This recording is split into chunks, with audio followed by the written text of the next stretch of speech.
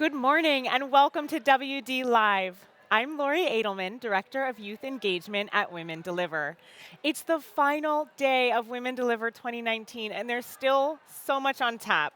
We're going to hear from some fierce movement leaders in our first plenary session, including Abby Smith, who led the campaign that ended the ban on abortion in Ireland, and Tarana Burke, who started the Me Too movement. And we're going to talk about the power of youth and how young feminists are changing the world. Young feminists like Rega, who founded Buzzfeed in India in 2014, and Amina Swanepoel, the founder of Roots of Health. Thank you both so much for joining me today. I just want to ask you, how has the conference been for both of you so far? I think it's been amazing. It's incredible. The energy is so fabulous, and it's so fantastic to just be around so many activists and advocates for young people and for women. It's great. I echo that completely. My mind feels expanded. My feminism feels deepened. Yes. My phone book feels very exciting. Yes. Awesome. Yeah. That sounds so amazing. You know, myself personally, I've been spending so much time with young advocates from 139 countries around the world, hearing from them, understanding better their leadership, their vision. So my soul is also really being fed by this. So Rega, I want to ask you, in just a few hours, you're going to be on that large Women Deliver plenary stage, hosting your very own talk show, interviewing young people about their intersectional feminist agenda. What are you most looking forward to in that moment? What are you trying to find out from the young feminists that you talk to? I'm so excited to learn from them. These women are from various different countries, and half of the world's people at this point are young people. Half of the world's population is under the age of 30. And what we really all need to be doing for each other is sticking our necks out and making sure that the world that we're building is really inclusive, really intersectional, kind for all of us. And Yes. the women that I'm speaking to on stage are people who have done this work in different countries in the world. They've really taken on an amazing amount of personal labor, personal trauma to improve the world for everyone. And I'm excited to hear about all of that. Sadly, I only get 10 minutes on stage with each of them because what I want to know is their whole life story. Right. Every piece of advice that they have, every experience. I'm going to try to get to as much of that as I can, and I think it'll be really fun. That's wonderful. Well, I'm sure you'll get to some really interesting points, but there's never enough time, is there? There isn't, not when it's feminism. Well, Amina, you're working actually intergenerationally with family, raising awareness about reproductive health among young people in the Philippines. Tell us more about how Roots of Health got started. How do you partner with young people to drive even more change in your country? Sure. So Roots of Health started just almost 10 years ago now, and it's incredible how fast that has gone. My mother is the one who had the idea to start the organization because she was teaching young people in college, and so many of them were becoming pregnant, unplanned pregnancies. And my mom is really cool, and so the students would always, she's their friend, and so they would confide in her, and she was finding that they didn't even have the language to discuss what was happening to them. They would come up to her and they would say, well, my boyfriend came over and something happened, and now I'm pregnant and have to drop out. So she invited me and my husband to move back to the Philippines. We were living in New York, and start providing comprehensive sex ed to young people in schools. And so we did that and started teaching in colleges and in high schools as well as underserved communities.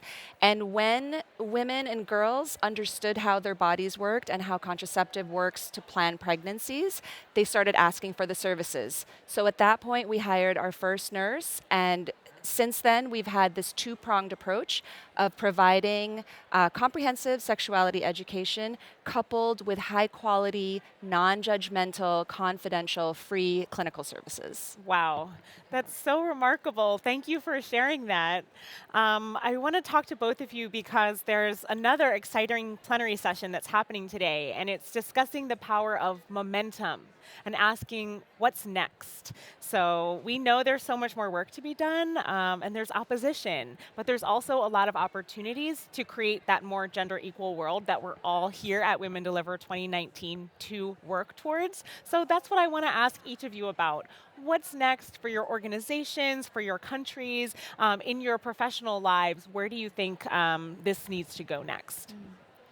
A lot of my work is storytelling. It's, I basically do advocacy online and do my best to really normalize these conversations and normalize an ethic of inclusion and an ethic of intersectionality. And for me, coming to a place like this really feels like a turbocharge, both in terms of, the attitudes to be taking back to that storytelling and also the hard facts. Yeah. It's amazing to come here and realize that the number of people around the world working to create feminist change in every pocket that they live in. It's really overwhelming. Yeah. And when we all disperse from here, I sort of imagine this web around the world. We all leave Vancouver and go back to our home countries, but we all go back with a lot more actual information to take Yes. home with us about resources that everyone should have access to and work that's happening around the world that really we should all know about wherever we are. Yes.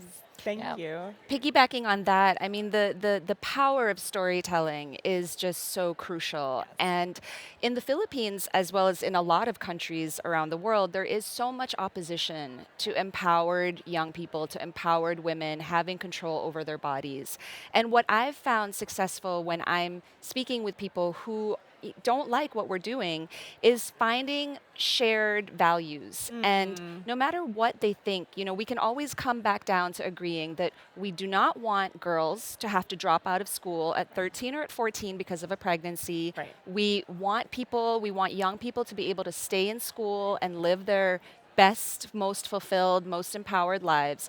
And so we just kind of use stories to try to find that common ground and move on from there. Absolutely. And one of the most important things that we're going to be doing moving forward is working more closely with our government counterparts and basically training them on Yes. adolescent sexual and reproductive health, explaining why it's so important, making them see that they really cannot afford to keep ignoring this issue, and kind of working with them to change the attitudes of their health workers, to change so that there's more access to services to young people, and hopefully from that point be able to actually improve on, preventing teen pregnancy.